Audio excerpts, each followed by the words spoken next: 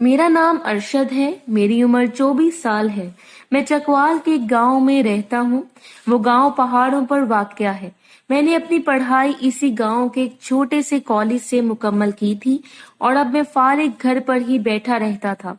हमारा काम खेती बाड़ी का है, इसलिए मैं अब अपने अब्बू का हाथ बटा देता था और इस तरह मेहनत मजदूरी हो जाती थी। मैं 24 साल की उम्र में भी काफी ताकतवर था। इसकी एक वजह गांव की एक देसी खुराक थी जो कि हम सब ही बहुत ज्यादा खाते थे। हमारा गुजारा इस तरह बहुत आसानी से हो रहा था, पर मेरी अम्मी को अभी भी फिक्र होती थी। इसकी असल वजह मेरे अब्बू की बहन थी जो कि अभी भी हमारे साथ ही थी। मेरी अम्मी के कहने के मुताबिक वो हम पर बोझ थी और इनकी वजह से हमारा खर्चा जरूरत से ज्यादा होता था।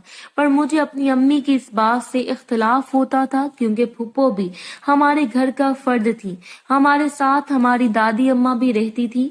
इसी वजह से फूफो भी हमारे साथ ही रहती थी, वरना मेरी अम्मी ने फूफो को घर से निकालने में कोई कसर नहीं छोड़ी थी। मेरी फूफो का नाम नौरीन है। इनकी उम्र इस वक्त 27 साल की थी, लेकिन इनकी अभी भी शादी नहीं हुई थी।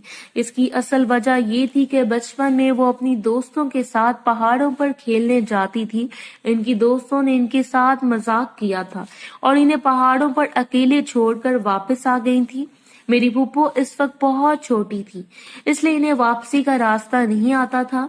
वो इसी पहाड़ की चोटी पर खड़े रोने लगी थी और कुछ ही देर बाद इन्हें बहुत भूख लगने लगी थी। इन्होंने इस पहाड़ पर कुछ खाने के लिए तलाश करना शुरू कर दिया। कुछ ही देर के बाद इन्हें एक डब्बी मिली थी जिसके अंदर काले रंग की कोई चीज मौजूद थी। फूफो ने नासमझी में वो चीज खाना समझकर खा ली थी, लेकिन इसके बाद फूफो वापस घर आई तो कुछ ही साल के बाद हमें मालूम हुआ कि फूफो ने इस वक्त एक दवाई खाई थी जिसका असर ये हुआ कि वो बांझ हो गई और सारे घर वाले बहुत परेशान हो गए थे। मेरी फूफो भी इस वक्त बड़ी हो गई थी, लेकिन ये महरूमी इनके अंदर एक एहसास कमतरी जगा रही थी। वक्त के साथ साथ मेरी फूफो उदास होने लगी थी। इन्हें मालूम हो गया था कि अब वो बाकी लड़कियों की तरह नहीं है, ना ही अब इनका रिश्ता आ सकता है, क्योंकि हम लोग धोखे से इनकी शादी नहीं कर सकते थे। मेरी दादी असूल की बहुत पाबंद थी। वो मेरी फुप्पो की खातिर किसी की जिंदगी खराब नहीं कर सकती थी।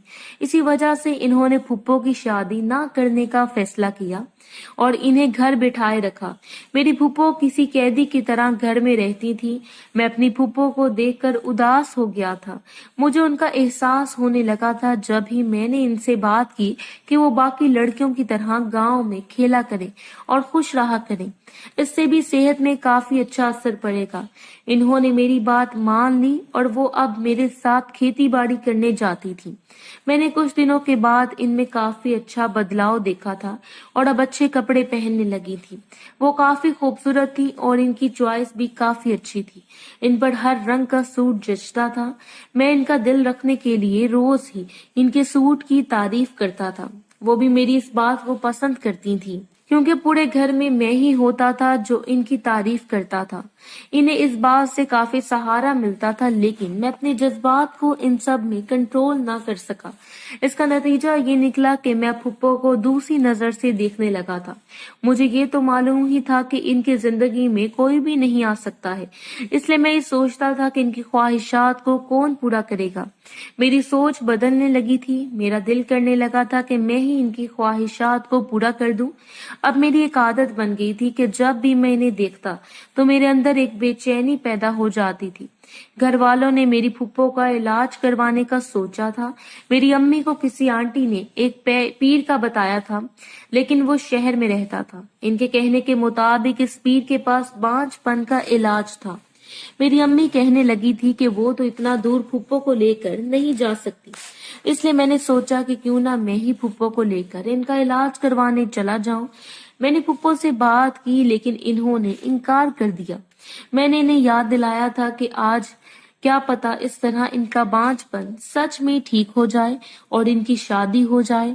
तो वो सोचने लगी और मान गई। मैं फूफो को आम बस में शहर लेकर जाने लगा। रास्ते में भी फूफो मेरे साथ वाली सीट में बैठी थी। मैंने महसूस करने लगा था, लेकिन ये बस थी जिसकी वजह से मुझे खुद पर काबू पाना बड़ा मुश्किल लग रहा था। कुछ देर बाद जैसे ही रात हुई तो मैंने देखा कि मेरी फुप्पो को नींद आ रही है। अभी शहर पहुंचने में कुछ वक्त था। मैंने इनसे कहा कि वो कंधे पर सर रखकर सो सकती हैं ताकि इन्हें कोई थकावट ना हो। मेरी फुप्पो भी इसी पोजीशन में सो गई थी, लेकिन अब मेरी नींद उड़ गई थी। मैं अब इन्हें महसूस करने लगा था। कुछ देर बाद ही हम शहर पहुंच गए थे। पीर साहब ने मेरी फुप्पो को अंदर बुलाया तो मैं भी इनके साथ चला गया था। कुछ सवाल के बाद इन्होंने एक पानी दिया था कि इसे अपने पेट पर लगाना था।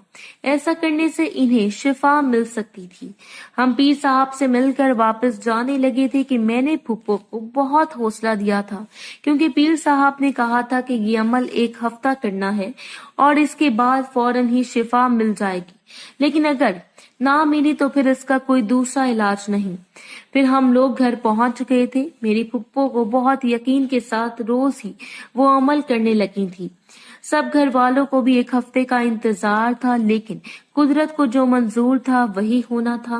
मेरी फुप्पो को कोई शिफा नहीं मिली, लेकिन इस बार वो पहले से ज्यादा उदास हो गई थी। इन्होंने रोना धोना शुरू कर दिया था और कहने लगी थी कि इन्हें हर हाल में अपनी नई जिंदगी शुरू करनी है और बाकी लड़कियों की तरह एंजॉय करना है। मेरी दादी अम्मा को इनकी इस बात पर बहुत गुस्सा आया था और मेरी फुप्पो को समझाने लगी थी कि अब वो सिर्फ इसी घर में रहेंगी। मुझे काफी दुख हुआ था कि इतनी खूबसूरत लड़की के साथ ऐसा कैसे हुआ था। हो सकता है मैं भी ये फुप्पो को देखता तो मेरे अरमान जाग उठते थे। एक दफा मेरे साथ ऐसा ही हुआ था कि मेरी फुप्पो अपना काम करने में मसरूफ थी। जब मैंने इन्हें रफ से हुलिये में देखा तो फौरन अपने रूम में चला गया और खुद को सुकून देने लगा था। इस दिन मैं अपना रूम बंद करना भूल गया था और इसी वजह से मेरी फुप्पो मेरे रूम के अंदर आ गई थी। इन्होंने मुझे वो सब करते देखा तो हैरान हो गई थी। मैंने जल्दी से अपना हुलिया दुरुस्त किया था। वो मुझसे पूछने लगी थी कि मैं यहाँ क्या कर रहा था। मैंने इनसे कहा कि मैं बहुत ही बेचैन हो जाता हूँ, इसलिए मैं खुद ही अपनी बेचैनी को इस तरीके से कम करता हूँ।